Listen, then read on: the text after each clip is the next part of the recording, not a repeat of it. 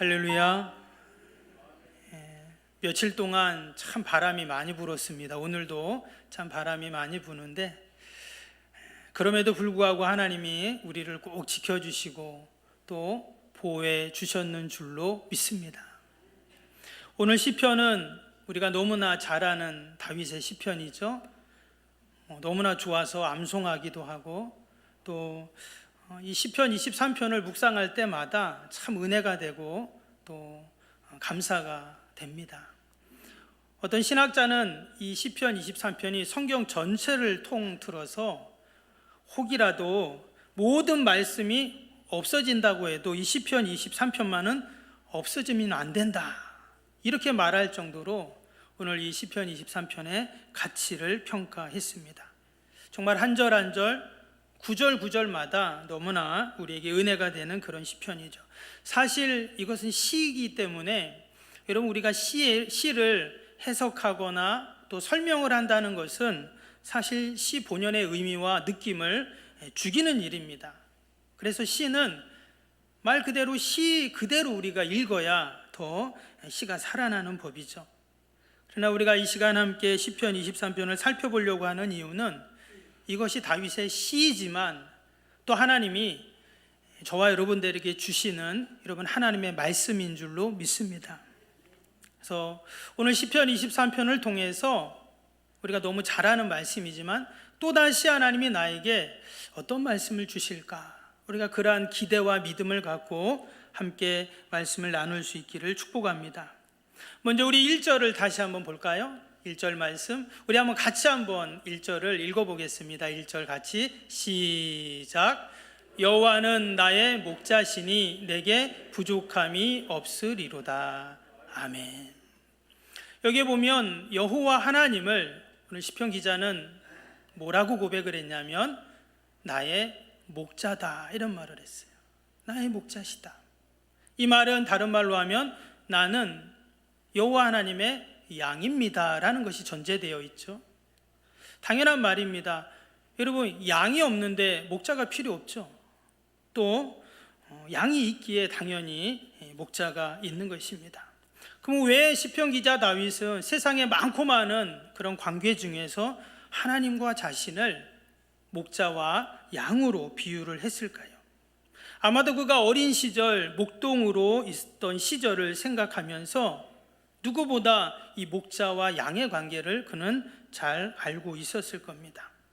자신이 아버지의 양을 어떻게 돌봤는지, 또 양들이 자신을 어떻게 따랐는지를 생각하면서 하나님은 나의 목자, 나는 주님의 양이라고 이렇게 표현을 한 것이죠. 다윗의 이러한 하나님을 향한 고백을 보면서 과연 나는 하나님을 뭐라고 고백하고 있는가? 제가 늘 말씀드리지만 우리의 신앙과 믿음은 내가 하나님을 어떻게 알고 고백하는가에 따라 달라지게 되어 있어요. 여러분, 하나님을 무서운 분으로 아는 분이 있습니다. 그래서 하나님만 생각하면 막 두려운 거예요. 실제로 구약에 나오는 구약 사람들은 하나님을 어떻게 생각했어요? 무섭고 두려운 하나님으로 생각했습니다. 그래서 성경에 나오는 이 하나님이라는 이름, 글자가 나오면 아예 읽지를 안 했어요. 그리고 나중에는 그래도 안 읽으면 안 되니까 아도나이라고 하는 다른 하나님의 별명, 주라고 하는 그 단어로 하나님을 읽은 거예요. 반면에 하나님은 사랑이야 라고 생각하는 사람들도 있죠. 여러분, 이러면 어떨까요? 마치 하나님을 아빠, 아버지라고 부르면서 늘 하나님 품에 달려오고 또 하나님 앞에 놀고 또 하나님 앞에 자신의 모든 것을 이야기합니다. 마치 우리 저기 놀이방의 아이들이 얼마나 신나게 놉니까? 그것처럼 하나님 앞에 나아가서 그런 모습으로 논다는 거예요. 저는 우리 석병교회 모든 성도님들이 하나님을 생각할 때마다 하나님을 무서운 하나님이 아니라 하나님은 사랑의 하나님이다. 그래서 내가 하나님께 달려갈 때마다 나를 꼭 안아주시고 또 품어주시고 또 나의 모든 이야기를 들으시고 응답하시는 여러분 하나님을 꼭 만나시는 은혜와 복이 있기를 축복합니다. 여러분, 우리가 교회 오는 것이 기쁘고 즐거워야 합니다. 바쁘고 힘들고 아파서 죽겠는데 어쩔 수 없이 교회 온다, 그러면 안 됩니다. 혹이나 그런 상황 속에서 교회 왔을지라도 하나님은 분명히 우리를 위로하시고 또 격려하시고 사랑으로 함께 하실 줄로 믿습니다. 오늘 시편 23편은 6절까지 있잖아요. 크게 내용상 두 부분으로 나눌 수가 있습니다. 첫째 부분은 목자 되신 하나님이 우리를 어떻게 인도해 가시는가, 그리고 그 하나님의 인도 가운데 양인 나는 어떠한 반응을 해야 되는가, 이 두 가지 내용이에요. 첫 번째로 오늘 2절 2절에 3절을 보겠습니다. 2절 3절 보시면 그가 나를 푸른 풀밭에 누이시며 쉴만한 물가로 인도하시는도다. 내 영혼을 소생시키시고 자기 이름을 위하여 의의 길로 인도하시는도다. 아멘. 여기 보면 2절 3절에 반복되는 게 뭐예요? 인도하신다는 거죠. 그래서 하나님께서, 목자 되신 그 하나님께서 우리를 어떻게 하시는가? 인도하신다 그랬어요. 그리고는 구체적으로 2절에는 그 인도하는 방향과 장소가 나옵니다. 우리를 지금 어디로 인도한다고 하셨어요? 2절에 보니까 푸른 풀밭, 또 쉴만한 물가로 인도하신다고 했어요. 여러분, 양에게 있어서 이 푸른 풀밭과 쉴만한 물가는 어떤 곳이죠? 좋은 곳입니다. 여러분, 양 스스로 이런 곳을 찾을 수가 없어요. 그러나 목자는 다 알죠. 어디에 푸른 풀밭이 있고 쉴만한 물가가 있는 것을 목자는 너무나 잘 알고 있기 때문에 양을 그곳으로 인도하는 겁니다. 그런데 양은 가보니까 자신에게 너무나 좋은 곳이에요. 도랑의 하나님께서는 올 한해도 우리의 목자 되신 그 하나님께서 우리의 인생길을 푸른 풀밭, 쉴만한 물가, 좋은 곳으로 분명히 인도하실 줄로 믿습니다. 그래서 우리는 늘 하나님의 인도하심을 바라야 됩니다. 하나님이 나를 좋은 곳으로 인도하실 거야, 이러한 마음을 가져야 돼요. 종종 우리가 범하는 실수가 있습니다. 그게 뭐냐면 양이 목자의 인도하심을 따라가야 되는데 도리어 반대로 양이 목자를 인도하려는 경우가 있습니다. 무슨 말이냐면 하나님을 향해서 그러는 거예요. 하나님, 여기가 좋습니다. 이쪽으로 갑시다. 하나님, 제가 이렇게 계획을 지금 다 세워놨으니까 이렇게 해주시면 됩니다. 여러분, 하나님이 생각할 때 어떨까요? 목자가 생각할 때 어떨 것 같아요? 어찌 보면 하나님께 기도하는 것 같고 하나님의 도움을 구하는 것 같지만 사실은 본인이 다 정해놓고 하나님 따라오라고 하는 거죠. 뭐 영화의 대사처럼 정말 어이가 없네, 그럼 하나님이 이렇게 생각하실지도 몰라요.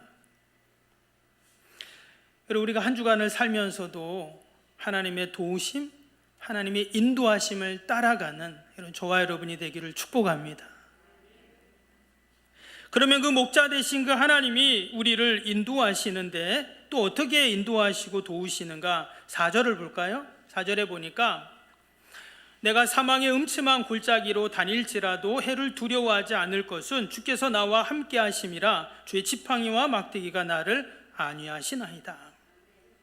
하나님이 우리를 인도하신다고 했잖아요. 근데 인도하시는데 그 푸른 풀밭 쉴만한 물가까지 우리를 인도하시는 그 과정에 때로는 뭐가 있다는 거예요? 사망의 음침한 골짜기를 만나기도 합니다. 여러분, 그럴 때 우리는 어떻게 해야 될까요? 여기에 보면 하나님이 우리를 인도하시는, 보호하시는 방법이 나옵니다. 그 방법은 뭐였냐면 하나는 주께서 나와 함께 하심, 그리고 또 하나는 나를 안위하신다 그랬어요. 그래서 여러분, 지금 하나님의 나를 좋은 곳으로 그 목자가 양을 인도하는 것처럼 인도해 가고 있어요. 그런데 사망의 음침한 골짜기가 내 앞에 딱 나타났어요.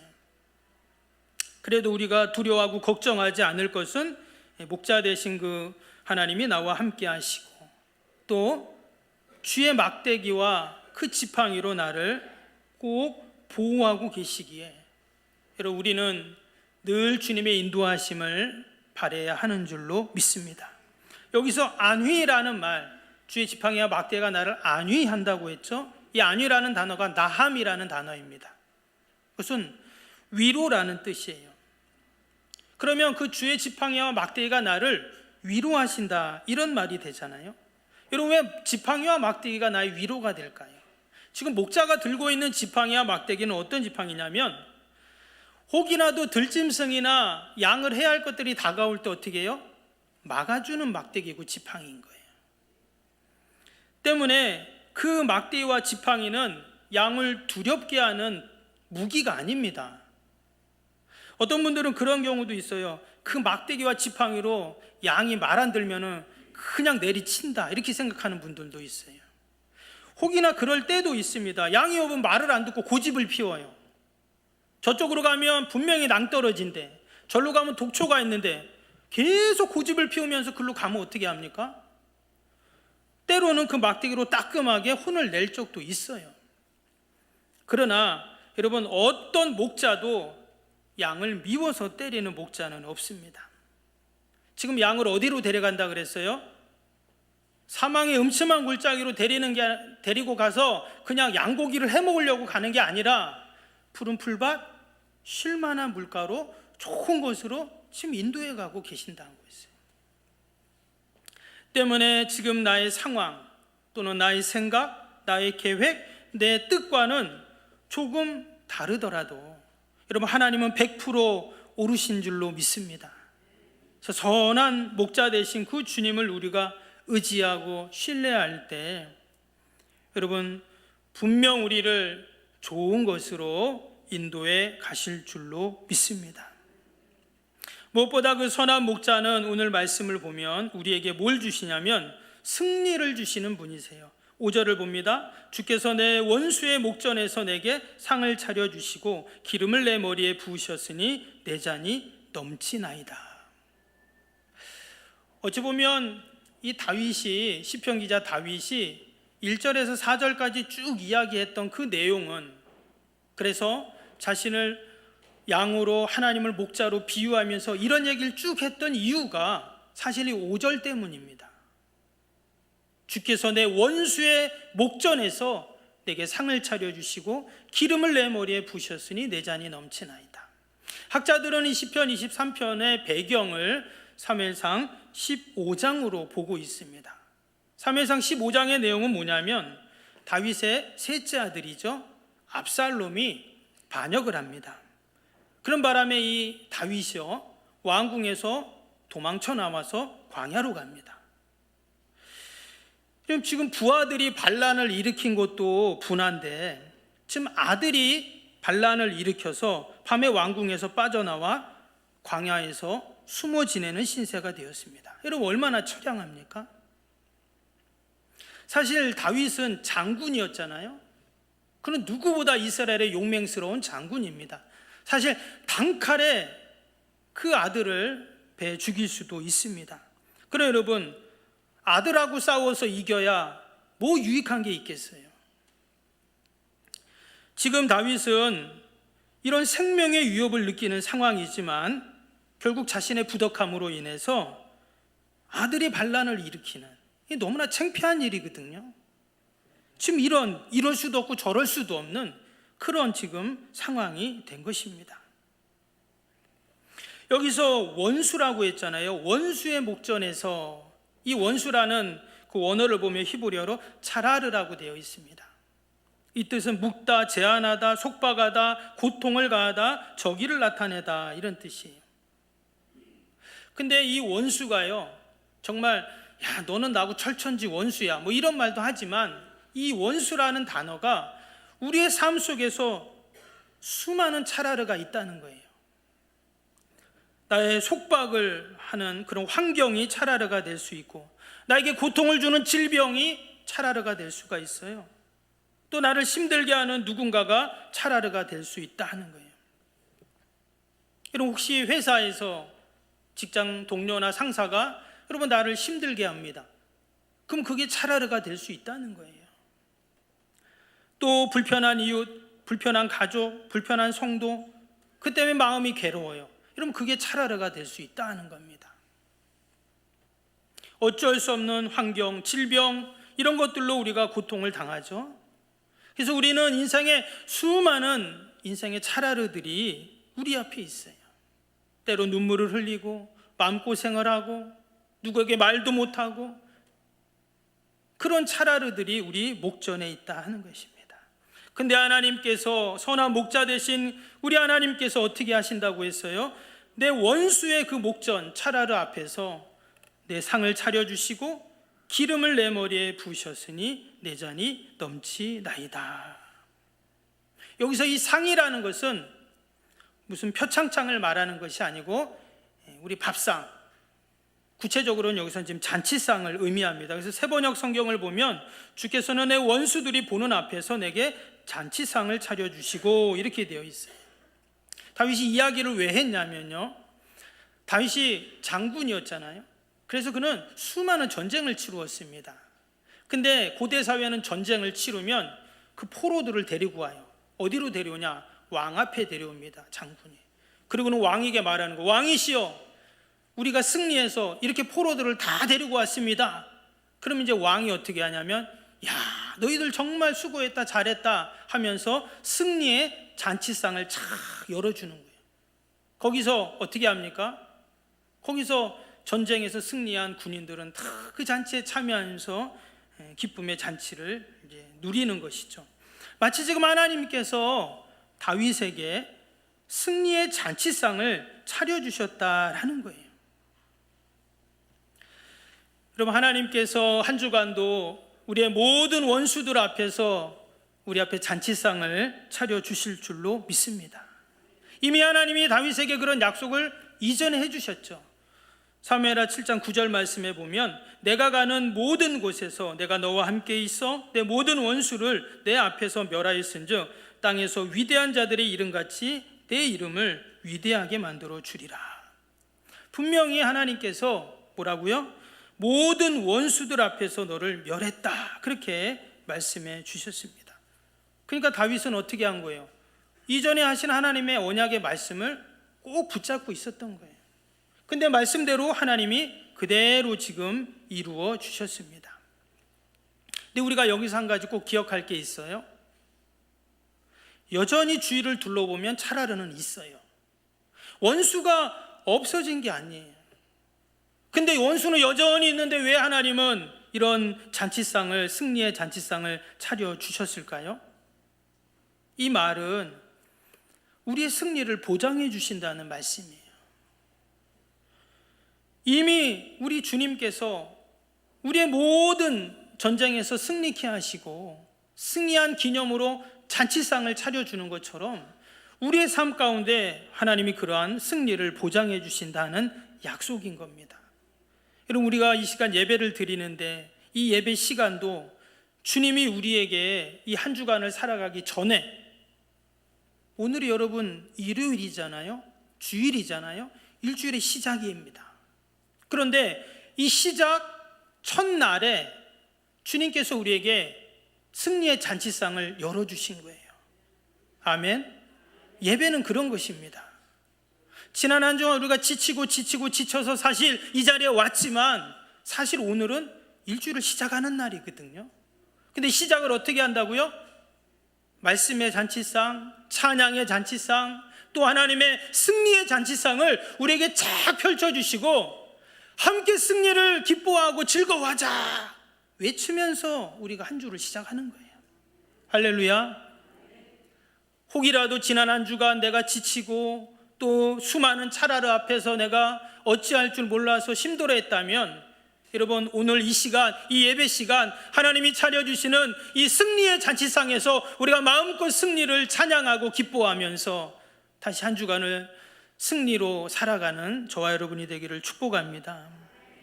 그리고 또 뭐라 그랬어요? 머리에 기름을 부으셨다 그랬습니다. 우리가 성경에서 기름하면 생각나죠? 왕이나 선지자나 제사장들에게 기름을 붓잖아요, 그렇죠? 근데 여기서 말하는 이 기름은 사실 그런 기름은 아닙니다. 여기서 이 기름은 향유예요. 향유를 내 머리에 부어주신다 이 말이거든요. 그럼 왜 향유를 머리에 붓는가?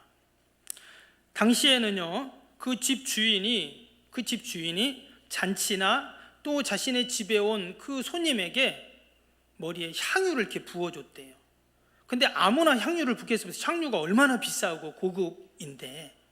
그래서 그 신약에도 보면 그 예수님의 머리에 향유를 부은 여인이 있잖아요. 왜 부었을까? 너무나 귀하고 소중한 분에게 그 향기로운 냄새가 나는 향유 기름을 붓는 거예요.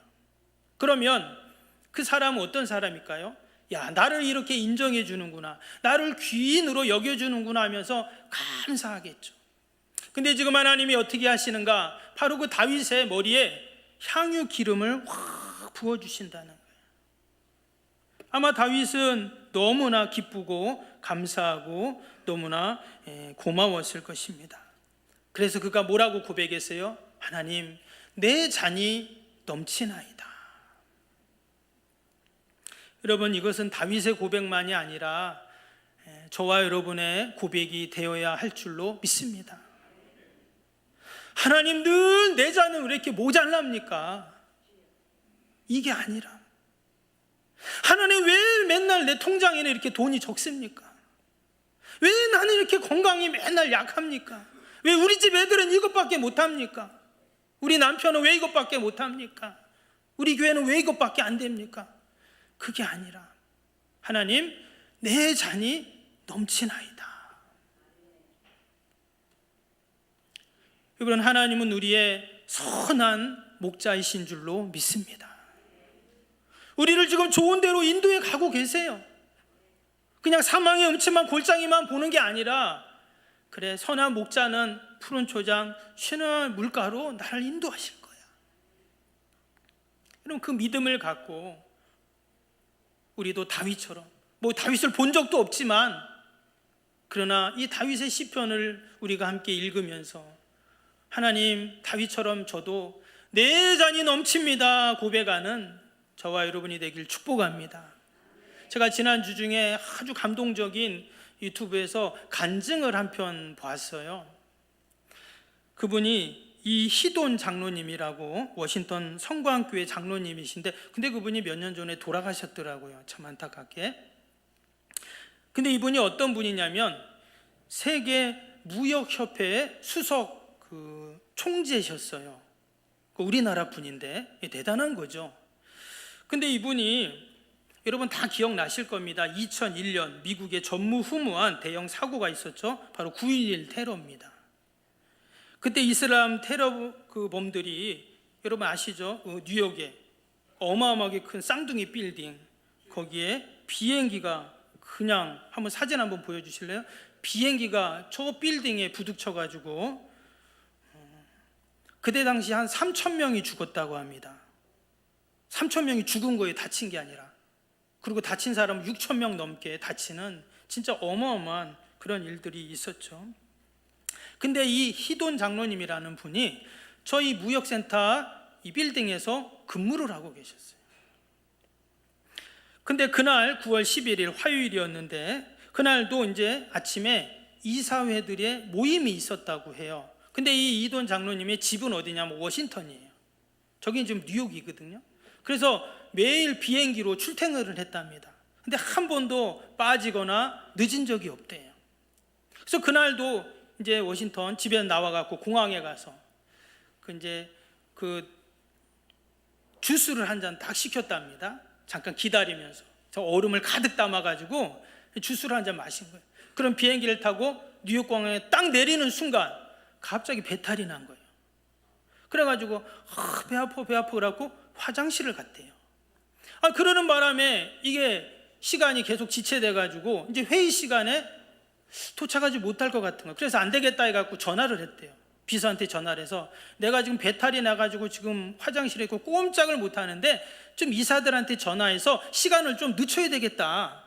그랬더니 그 비서가 알겠습니다 하고는, 이사가 20명이었는데 한 명 한 명 다 전화해가지고, 지금 이게 총재님이 지금 배탈이 나서 금방 못 오는데 좀 시간을 늦춰야 됩니다. 다 전화를 했다는 거예요. 그리고 나서 이제 화장실에 나서 이제 택시를 타고 이제 저 무역센터 빌딩으로 가는 겁니다. 근데 가는 도중에 저런 사고가 난 거예요.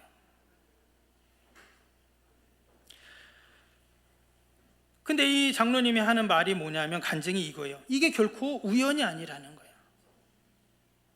그냥 내가 단순히 배 아파서 화장실 간 사건이 아니고 하나님께서 이 모든 위험과 사고와 원수들의 목전에서 자기의 생명도, 부하 직원의 생명도, 그리고 모든 그 유수한 이사들의 생명까지 다 살려주셨다. 이렇게 간증을 하더라고요. 여러분, 이처럼 하나님은 우리가 단순히 화장실에 가는 것까지도 하나님 다 인도하세요. 할렐루야. 그렇다고 하나님 인도 안 하면 화장실 안 가시고 이러면 안 됩니다. 근데 하나님은 그렇게 세밀하게 구체적으로 우리를 인도하고 계시다. 다윗이 그것을 경험한 겁니다.